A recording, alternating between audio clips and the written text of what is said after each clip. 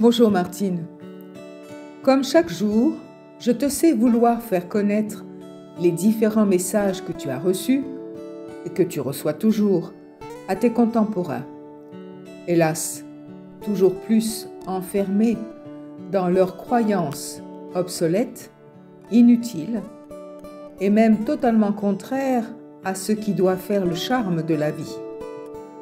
L'amour, la joie, l'espérance, la confiance, la paix intérieure, l'équilibre en tout et pour tout, et in fine, la sagesse. Qu'il est encore loin le temps où vous pourrez, où vous saurez accéder à ces différentes vertus. Qu'il est encore très loin le temps où vous saurez vivre en paix dans le respect de vos différences qui font vos richesses.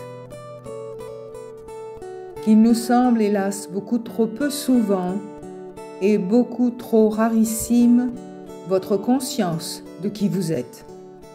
Ce qui nous amène à nous demander ce que nous devrions vous dire pour faire naître en vos cœurs de cristal et d'amour divin l'étincelle qui pourrait déchirer le voile derrière lequel vous vous obstinez à demeurer. Ce voile est le résultat de millénaires d'obscurantisme, de manipulation, de souffrance, d'obstination, de cruauté variée dans leurs horreurs, de destruction volontaire de la plus grande de vos richesses, la vie elle-même, et pas seulement la vôtre, mes bien chers frères de la terre. Il vous est dit de vous réveiller, de reprendre votre bâton de pèlerin, de larguer les amarres pour d'autres destinations, de prendre la route de la lumière et de rejeter celle de l'ombre. Il vous est dit de vous mettre debout, de cesser de croire tout ce qui vous est sans cesse rabâché pour correctement vous ficeler et vous amener à ne plus penser par vous-même, etc. Maintenant, il est vrai que vous n'avez encore peut-être pas été proche de l'horreur ultime. Si c'est le cas, faites en sorte qu'elle ne soit pas irréparable pour le sort de l'humanité.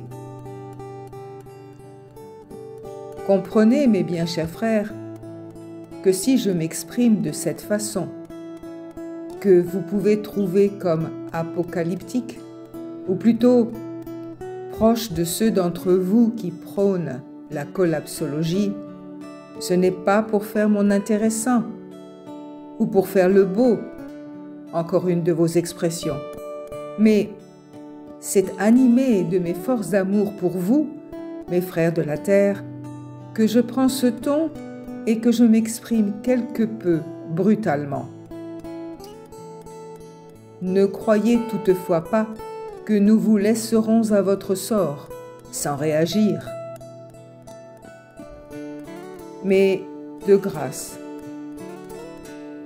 participez à la préservation de votre civilisation et voyez en ce 21e siècle, pour nous, siècle de tous les dangers pour vous, hommes de la planète Terre, une opportunité de faire votre part d'action pour ce changement de système, vous l'appelez ainsi. Balayez les manipulateurs, déboulonnez les dictateurs, les esclavagistes de votre civilisation, les 10 grands de votre monde qui prêchent pour leur pouvoir. Revenez aux valeurs essentielles de la vie et je me répète en vous disant qu'il n'est pas trop tard pour bien faire. Il n'est jamais trop tard pour entreprendre et pour, à terme, réussir. Certes, cela demandera du temps, beaucoup de temps, beaucoup d'énergie, de foi, de confiance, de courage et d'entêtement aussi. un entêtement à vouloir changer ses habitudes, à vouloir évoluer et non pas involuer comme vous le faites. Ma colère est grande, mes bien chers frères de la terre, et je la laisse s'exprimer aujourd'hui sans retenue, tant l'urgence est à vos portes, et tant nous vous aimons, et tant nous ne voudrions pas vous voir perdre votre équilibre, encore moins abandonner la lutte, en ne voyant pas la lumière en vous-même et en toutes les créations de votre Créateur. Il est temps maintenant, mes bien chers frères, pour moi, de vous quitter, en remerciant Martine, toujours si performante et généreuse. Je la connais depuis si longtemps, et si je persévère à le dire, elle saura qui je suis. Mais, pour le moment, je reste cet être de lumière discret que vous entendrez encore s'exprimer, tant sa mission de vous réveiller et de vous éveiller est importante, et tant il croit en l'avenir de l'homme et en ses frères de la terre, qu'il salue avec respect ce vendredi 7 août 2020.